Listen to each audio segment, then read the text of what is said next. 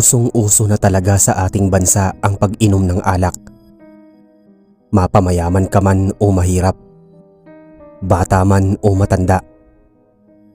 Ultimo nga ata walang trabaho, pwedeng uminom.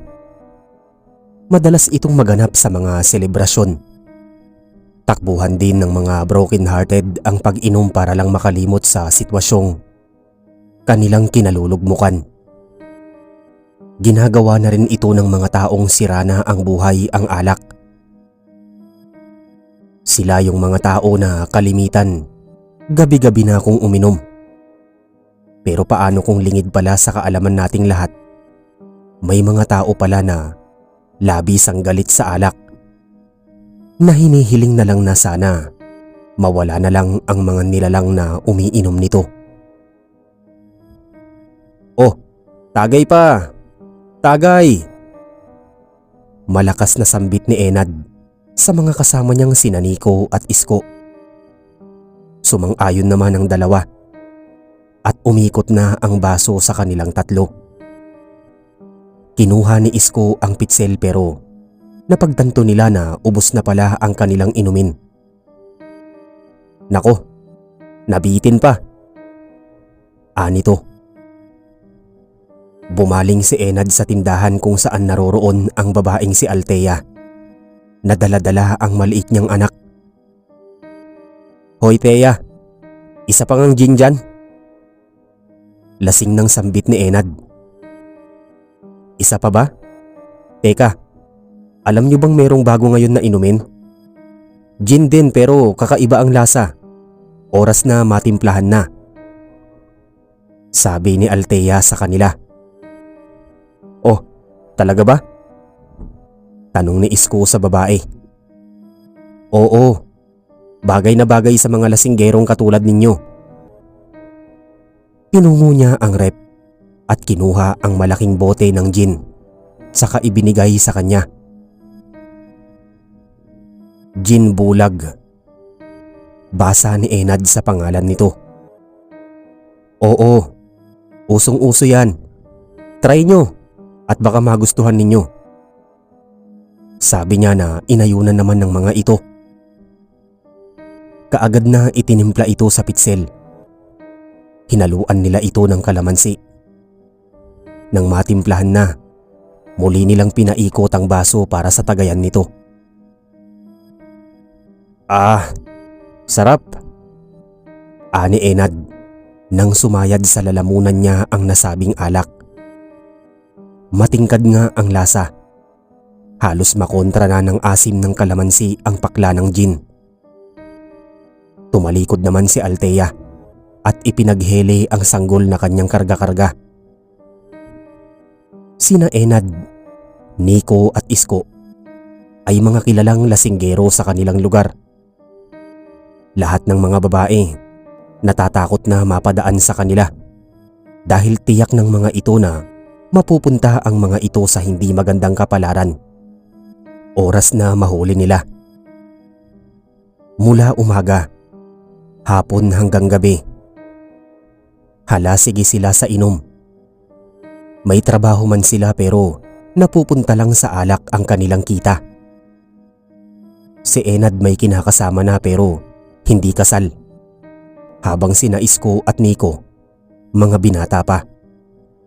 Pero baliwala na lang kay Enad kung bubungangaan siya ng kanyang asawa.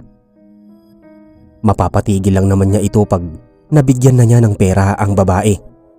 O di kaya naman ay masabi niya ang litakya na palagi niyang sinasabi dito.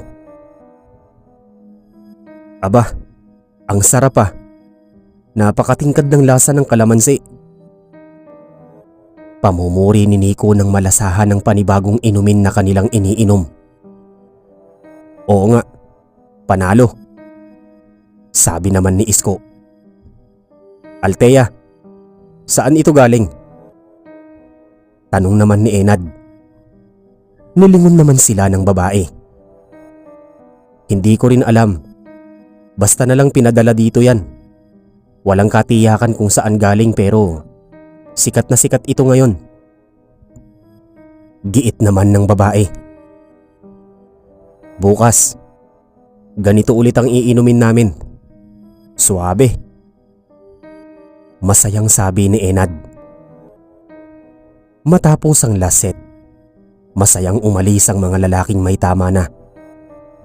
Si Althea naman nilapag ang anak na nakatulog na sa kanyang mga bisig. Binuksan niya ang rep at pinagmasdan ang misteryosong bote ng gin bulag. Bigla na lang itong dumating sa kanya. Ayon sa nag-deliver, sikat na daw ito sa buong bansa at mayroon na rin sa ibang bansa. Masarap ang lasa nito kapag tinimplahan ng kahit ano.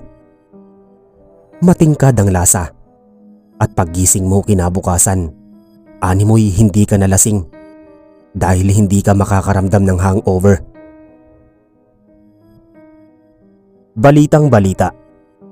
Patay ang 2 grupo ng mga kalalakihan matapos di umanong mag-away. Ayon sa investigasyon, nagiinuman lamang daw sila nang biglang magseryoso ng usapan na nauwi sa matinding alitan. Nakatingin si Enad sa telebisyon habang tinitignan ng mga bangkay na kinukunan ng video. Nagkalasog-lasog ang katawan ng mga ito at labas ang lamang loob.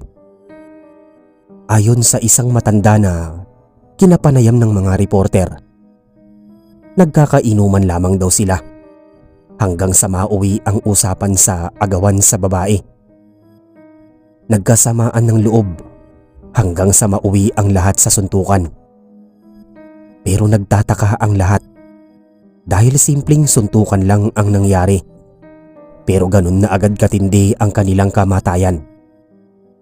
Akala mo'y isang malaking truck ang sumagasa sa kanila. Grabe namang lakas ng kamao yan. Sino gagawa niyan? Tao ba talaga ang may gawa niyan? Anang asawa niya na nakikinig din sa balita.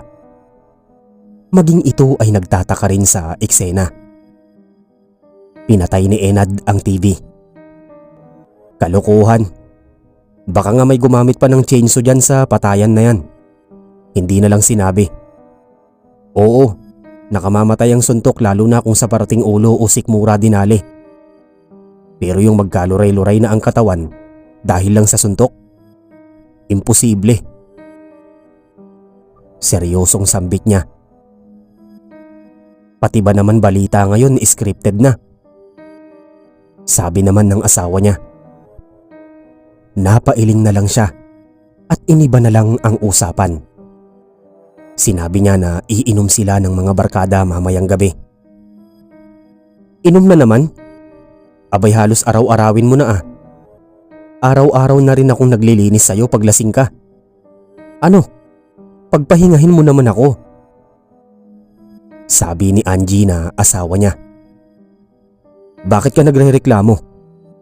Tanong niya. Malamang asawa kita. Aba, halos araw-arawin mo na. Sabi nito sabay na pabuntong hininga. Kailan ka ba talaga titigil sa bisyo mo? Tanong pa nito. Sumeryoso siya ng tingin. Kapag literal na tayong mag-asawa. Kapag kasal na tayo. Tugon niya. Sabay umalis kaysa ang masira pa ang umaga sa pakikipagtalo sa babae.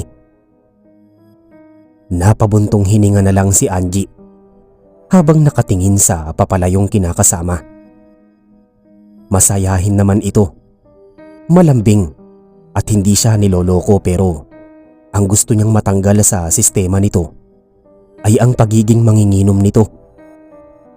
Ilang beses na niya itong kinausap tungkol dito pero ang palagi lang nitong sinasabi, wala daw siyang karapatan na pagbawalan ito sa bisyo.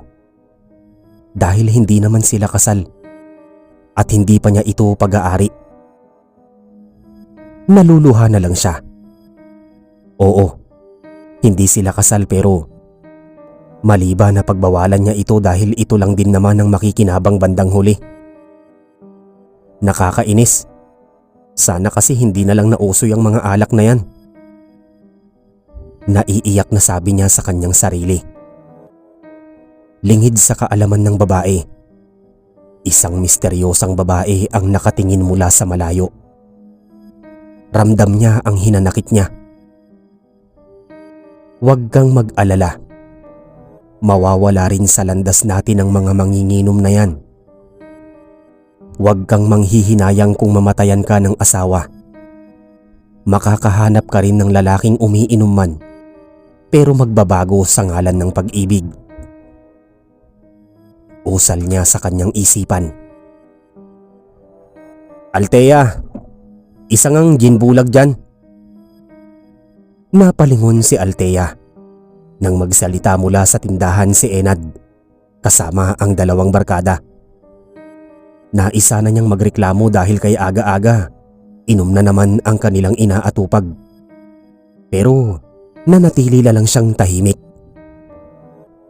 Bagsak ang balikat niyang tinungo ang rep at kinuha ang isang boteng alak, sabay ibinigay sa kanila.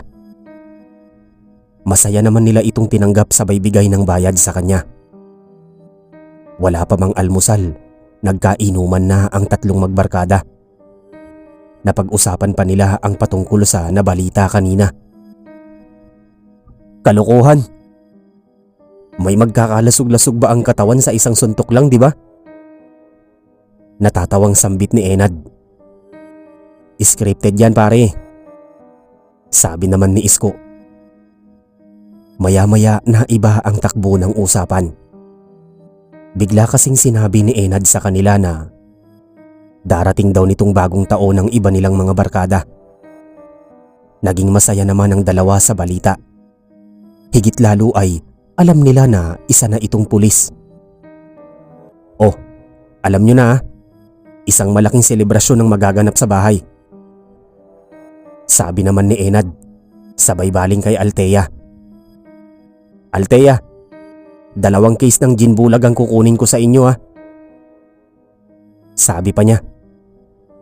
Areglado, tugon naman ng babae na naiiling pa habang palihim na napapangiti. Lasing ka na naman? Ani Angie, pag-uwi ni Enad ng tanghaling yon. Napabuntong hininga na lang ang babae at nagsawalang imik. Kumilos na ito upang pagsilbihan siya dahil kung hindi, tiyak na away na naman ang kanilang kahihinatnan. Mas okay pa na manahimik na lang at umiyak ng patago kaysa yung magrant ka ng magrant tapos wala namang iintindi. Aawayin ka pa na magpapabigat lang lalo sa iyong kalooban. Maya-maya, isang balita ang umalingaw-ngaw sa malakas na radyo ng kanilang kapitbahay. Ayon sa balita, 2 lasing na lalaki daw ang nagsimulang mag-away. At ayon sa nakasaksi, halos daw magkaluray-luray ang katawan ng isang lalaking nasuntok nito. Kalokohan! Malakas na bulalas ni Enad habang pinupunasan ng kanyang kapareha. Ang mabuti pa itulog mo na yan para mahimasmasan ka, sabi ni Angie na naiiling na lang. Nagdaan pa ang mga araw bago sumapit ang bagong taon. Patuloy pa rin ang pag-iinom ng magbabarkada. Ang madalas nilang inumin ay ang gin bulag na mas sumisikat at nagiging trending pa ngayon. Paano ba naman kasi? Para lang itong pangkaraniwang gin bilog. Pero oras na timplahan ito ng kahit na ano, mapakalamansi man yan o juice, ay talaga namang kakaiba ang lasa. At mas tumitingkad pa ang tama. Wala namang pinagbago. Pangkaraniwan pa rin. Ano, tuloy na ba ang malaking selebrasyon sa bahay sa bagong taon? Tanong ni Isko kay Enad. Oo, nakausap ko na si kumparing Kaisan at tuloy sila sa pagpunta. Tugon naman ni Enad na ikinasaya ng dalawa. Sumapit ang bisperas ng bagong taon. Masayang naghahanda ang lahat. Umaga pa lang, maaamoy na ang mga nilulutong handa. May mangilan-ngilang speakers na rin ang maririnig na sa paligid na tumutugtog. Kabilang na sa abala sa pagluluto ng maraming handa, nakatulong ang kanyang kasawa. Masaya siya dahil sa pagkakataong ito, kaharap niya ang tunay na pagkatao ng kanyang asawa. Hindi ito lasing at ni wala ring pang-aaway. Hinihiling niya na sana nga ganito na lang palagi. Dahil sa buong taon na ito ata siya na lang palagi ang humihiram ng oras sa alak. Pero naipagkakait pa. Maghanda ka ng mga ekstra na kumot at unan, mahal, ha. Dito matutulog sila Kaysan pati ang asawa at anak niya. Sabi ni Enad na masaya namang inayunan ng babae dahil hindi naman na iba ang kanilang mga magiging panauhin. Maya-maya lang, narinig nilang pareho ang boses ni Althea. Si Enad ang sumalubong sa babae at halos mapanganga siya nang makita ang order niyang isang case ng gin bulag nitong mga nakaraang araw. Iaabot na sana niya ang bayad ng tanggihan, bigla ito ng babae. Magtatanong sana siya kung bakit, pero bigla nitong sinabi na dahil papasok na rin naman ang bagong taon. Libre na lamang nito ang bawat isang case para sa kanilang mga kabarangay. Napangiti naman siya sa tinuran nito, kaya nakangiti niyang tinanggap ang isang case ng nasabing alak at itinabi muna yon sa isang ligtas na lugar upang hindi masagi at may pagsaluhan kinagabihan. Habang tumatagal ang mga oras, parami ng parami ang mga speakers na nag-iingay. Makakarinig na rin ng mga putukan mula sa mga paputok na karaniwan ng maririnig kapag bagong taon. May mga bata na rin na nagtotorotot. Waring excited ang mga inosenteng mukha sa pagsalubong ng bagong taon. Kinagabihan, handa na ang lahat sa bahay ni na Enad. Naroon na ang dalawa niyang barkada at maging ang isa nilang barkada na si Kaysan, na isa ng asinsadong pulis ngayon. Masaya sila habang naghihintay ng oras. Ang mga babae na asawa ng dalawa kasama ang mga bata ay kumakain ng mga nilutong handa, habang silang mga lalaki nasa labas at nagkakainuman na habang nagkwekwentuhan. Mas lalo pang ang napapasarap dahil sa kakaibang lasa ng alak na kanilang iniinom. Maya-maya, napunta sa isang seryosong bagay ang usapan. Napunta yon sa isang nakaraan kung saan may naganap. Nad, alam mo bang mahal ko pa rin si Angie? Hanggang ngayon. Nakakalungkot lang isipin na sa'yo siya napunta. Tapos mabali-balitaan ko, hindi mo raw iniingatan. Sabi ni Kaysan na tamado na. Aba, iniingatan ko naman ang asawa ko, ah. Sabi naman ni Enad na nag-iba ang ekspresyon. Naging madilim ito. Teka, sinong tsismosa ba ang nagsabi sa'yo, ha? Tanong niya. Silang dalawa. Turo nito kina Nico at Isko.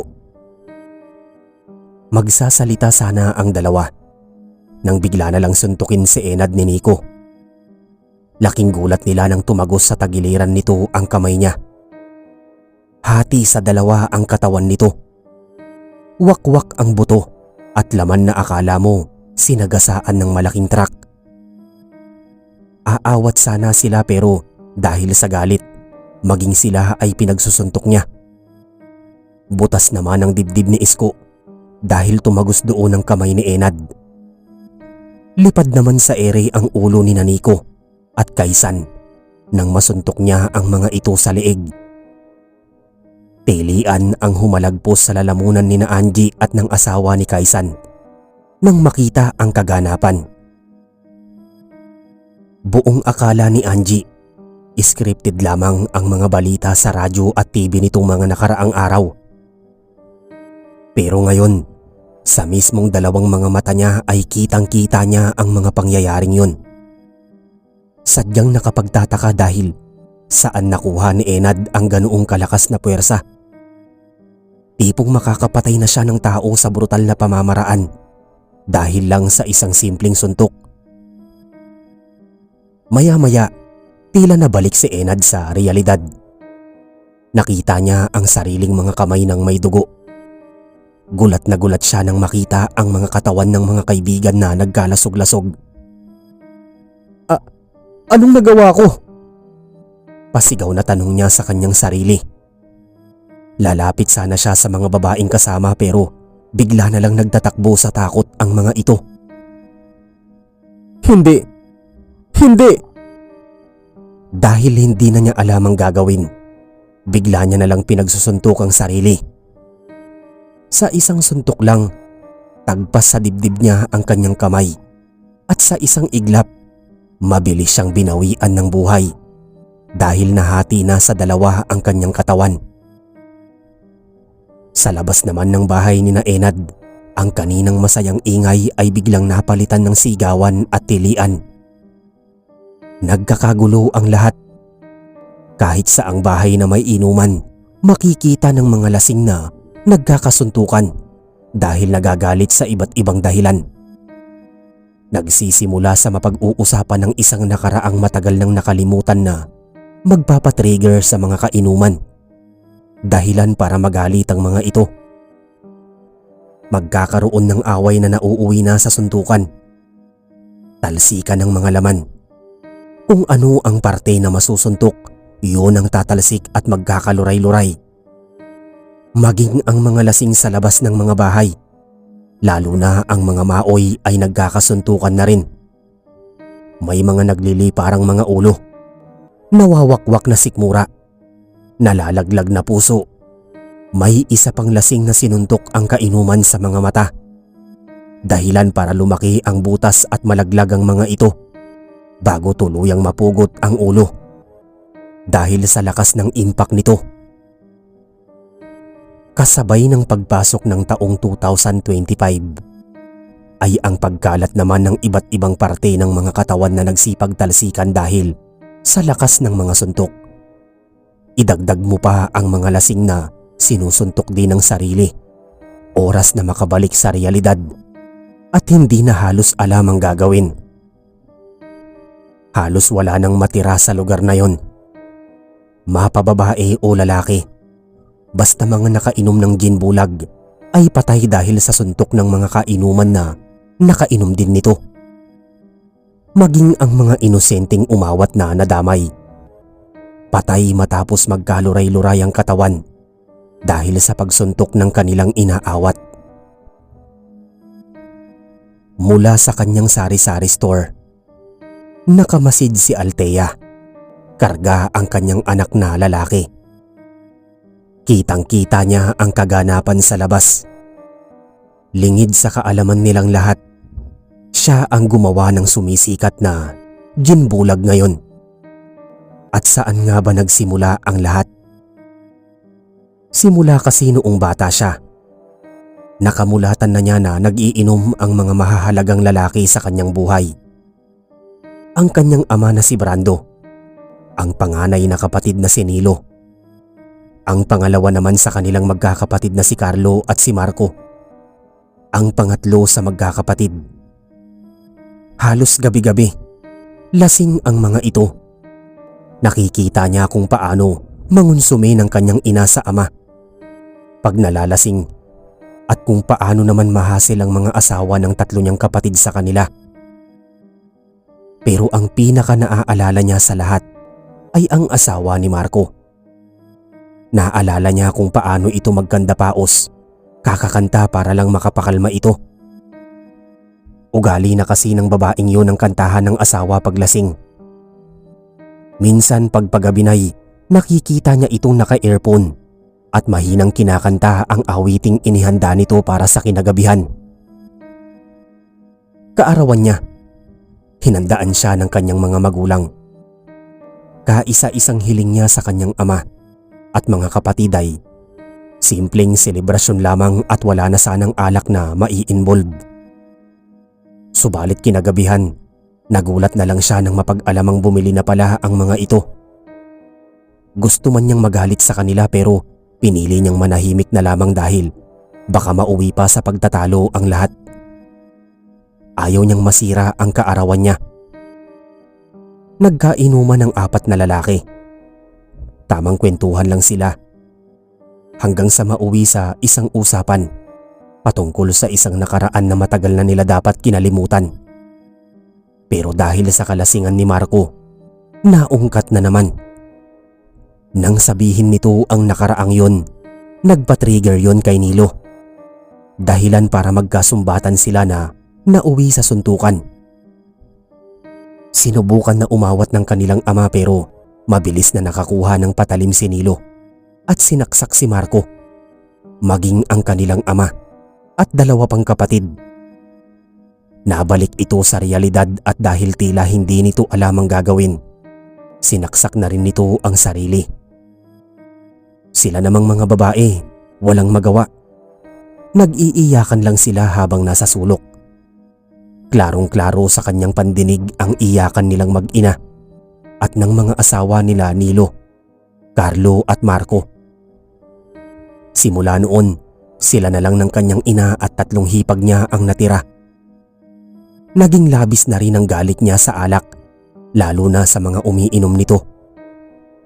Kung dahil sa alak, nagpapatayan ng mga ito, yun ang gagawin niya sa kanyang paglaki. At nang siya nga ay lumaki na, nagsumikap siya. Inaral niyang mabuti kung paano ang pagtitimpla ng iba't ibang klase ng mga alak.